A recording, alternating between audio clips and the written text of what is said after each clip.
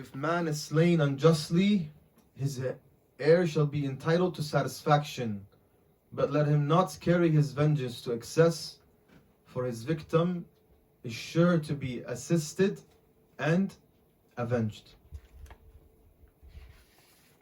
This ayah here in the Quran, if you refer back to what? To the books of hadith. As an example, and for the sake of this majlis, to bless the majlis, to show you again as well the close parallel between the Ansar of Imam al-Mahdi al-Muntadhar and the Ansar of Imam Ansar of Imam Hussain alayhi salam. And at the same time to also show you that the rise of Sahib al-Amr, أرواحنا لتراب مخدمه الفداء, is for the sake of al-Hussain ibn Ali ibn Abi Talib. First of these narrations you can find reported in Kitab al-Kafi. It says, from our companions, from Abu Abdullah Ja'far ibn Muhammad al-Sadiq alayhi salam, he said, عن أبي عبد الله عليه السلام قال سألته عن قول الله عز وجل ومن قتل مظلوما إلى آخره قال نزلت في الحسين عليه السلام لو قتل أهل الأرض به ما كان مصرفا. It was revealed for al-Hussain ibn Ali, peace be upon him, if all who reside on earth were to be killed, it will be said that this is not excessive. Why though, my dear brothers and sisters? That is because the musibah of Hussain alayhi salam, the gravity of this tragedy is so heavy that no matter who from those who killed Abu Abdullah al-Hussain alayhi salam in Karbala and did what they did to the family, no matter what is done in terms of vengeance, it is not enough, my dear brothers and sisters. There's a reason why the day of Hussain is unlike any other day. Of course, there is also another hadith which is also found in Tafsir al-Ayyashi, and explains a little bit more of what the Imam alayhi salam means, and from Abu Ja'far al-Baqir alayhi salam, and it says, it is al-Hussain ibn Ali. He was killed unjustly and we are his awliya. And the Imam al-Mahdi is from us. When he rises, he will seek vengeance for the killing of Hussain. He will kill until it will be said that he has done so in excess. And of course here, the Imam will not kill the abriya in excess. Those who have nothing to do with Imam al-Hussain alayhi salam, because there are other narrations where also say, those who are pleased with the killing of Hussain, the Nawasib.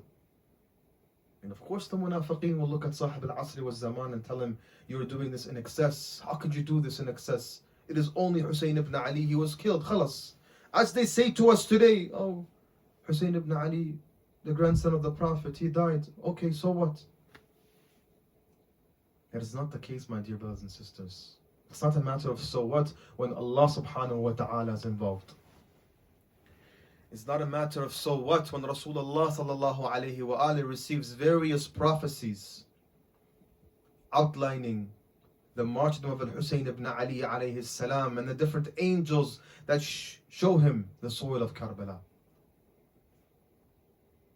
How can you say it is in excess? Is there a musibah in the history of mankind like the musibah of Abdullah al-Radi'?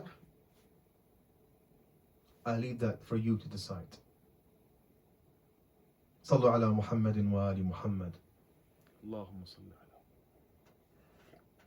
ala Muhammadin wa ali Muhammad wa ajjal farajahum waj'al an adahum ajma'in ya Rabbil alamin. Excuse me, my dear brothers and sisters, if you see me today making errors, making mistakes, please forgive me. On a very limited sleep, And inshaAllah I'm able to serve you, and I pray that it has been clear thus far. To continue inshaAllah. So far we have seen that there lies a connection. The fact that Imam al-Mahdi, the first thing he will do is mention that his grandfather was killed, oppressed and thirsty. Imam al-Mahdi will come according to the traditions, on the day of Ashura. This ayah in the Quran here, chapter 17, verse 33, Allah subhanahu wa ta'ala tells us that whoever is killed unjustly, their heirs will be responsible for seeking vengeance. And the Imam have told us that this is what? Al-Mahdi al-Muntadhar. Then we saw the characteristics of what? Of the companions of Imam al-Mahdi al-Muntadhar as well. You'll find amongst them is loyalty, amongst them is brotherhood, amongst them is love for their Imam, amongst them is submission, and so on and so forth. My dear brothers and sisters, that is why it is very important. Again, I stress this, I cannot stress this enough. The importance of reading history, because history repeats itself. History repeats itself. And in order for us to be ready for Imam al-Mahdi al-Muntadhar, how can we be ready for Sahib al-Asr wal-Zaman when we have no ma'rifah of the person whom Imam al-Mahdi will rise for and seek vengeance for? I leave that with you, my dear brothers and sisters. I leave that with you. And if Allah subhanahu wa ta'ala keeps us alive, and if we are able to serve, we will try to go into more detail as to what sort of characteristics Imam al-Mahdi is looking for. Because we actually have narrations, my dear brothers and sisters, that inform us of the conditions upon what? When the companions of Imam al-Mahdi pledge allegiance, they are given conditions. The Imam tells them, for example, you pledge allegiance to me so as to not commit haram. You pledge allegiance to me so that you are obedient to my commands and instructions. You pledge allegiance to me so that you do not commit adultery, you do not lie, you do not backbite, you forgive, you have brotherhood. Yes, all these akhlāqiyāt that we discuss, the Imam will ask for these conditions, my dear brothers and sisters. لَيْسَ بِأَمْرٌ هَيِّن. When brothers and sisters eat the flesh of each other, and then we think we are from the companions of Sahib al-Asr, we will be adding a 313 here and there, yet we are lacking in the ma'rif of our own Imam. We backbite each other, we slander each other, and then we say, why is Sahib al-Asr wal-Zaman delayed? Why is his sacred appearance delayed? So my dear brothers and sisters, now before, actually let's continue inshallah, we still have time. Conditions of allegiance. So inshallah here what I want to do is I want to look at a couple of examples, my dear brothers and sisters, from Karbala. Because again, the reason for our attendance in these majālīs, is for us to what? Is for us to get closer to Sahib al-Asr wal-Zaman. In order to understand that, we need to look at the Ansar of Imam Hussain alayhi salam and their loyalty. And today is the night of al-Abbas alayhi salam. Today is the night of Abu Fadl ruhi lahu al-fida. Abu Fadl is the epitome of loyalty. If you wish to describe loyalty and define loyalty and brotherhood, al-Abbas alayhi salam.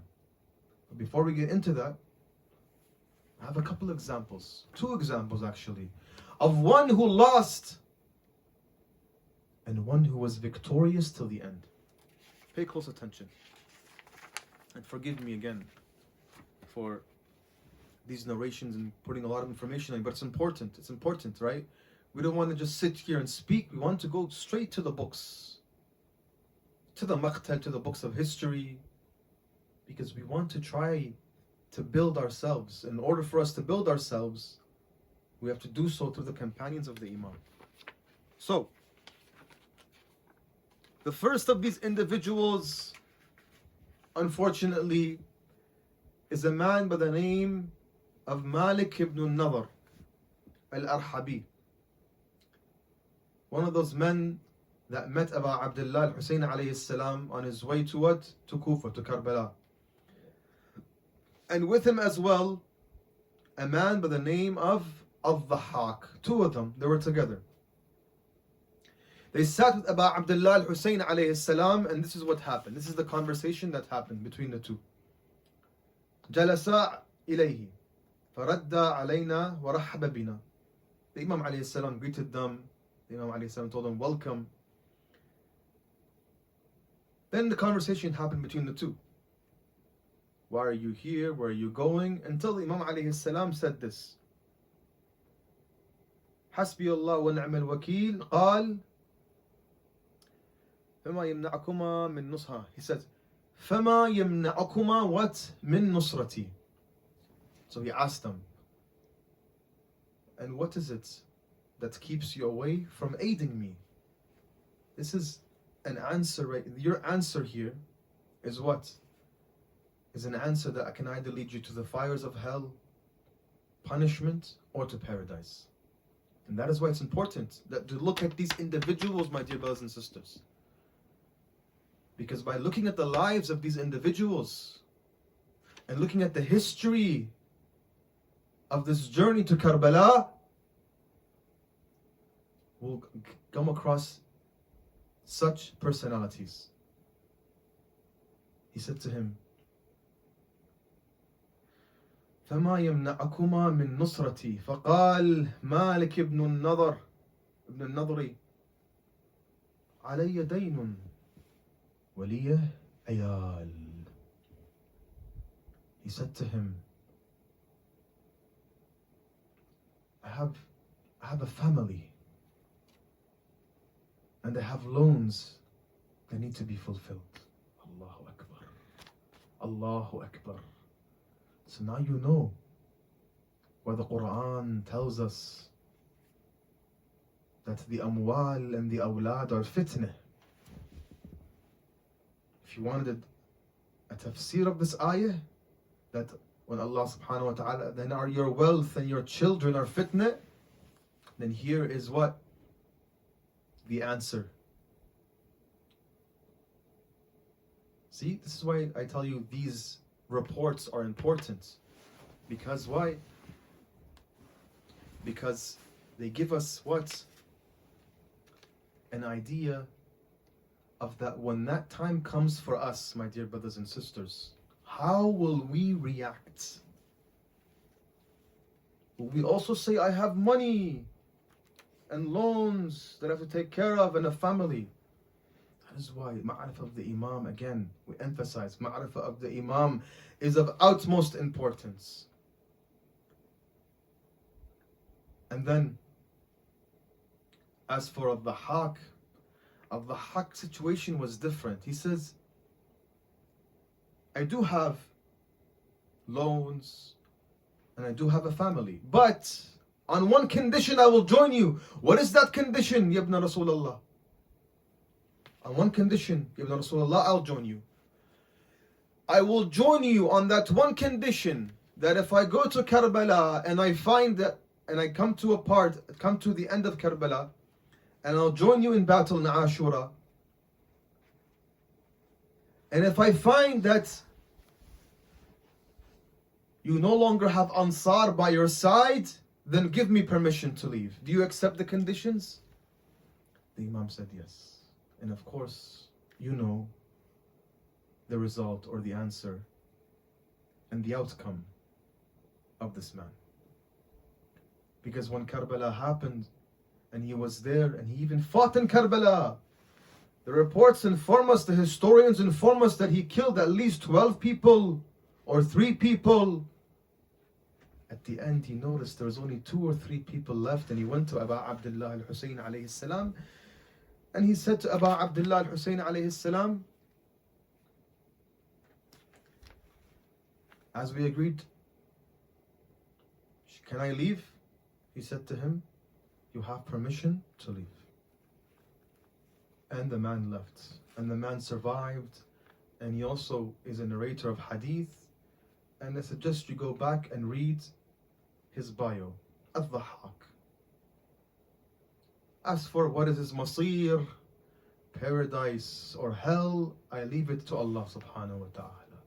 And then, my dear brothers, before we enter al-Musibah, we have another example of Karbala, of an individual who remained till the end. And when I mean to the end, I mean to the end until Abu Abdullah alayhi salam, Hussain ibn Ali Ruhullah al-Fida, was martyred and killed and his head was severed. This man played an ultimate role in not giving up on what it means to be loyal.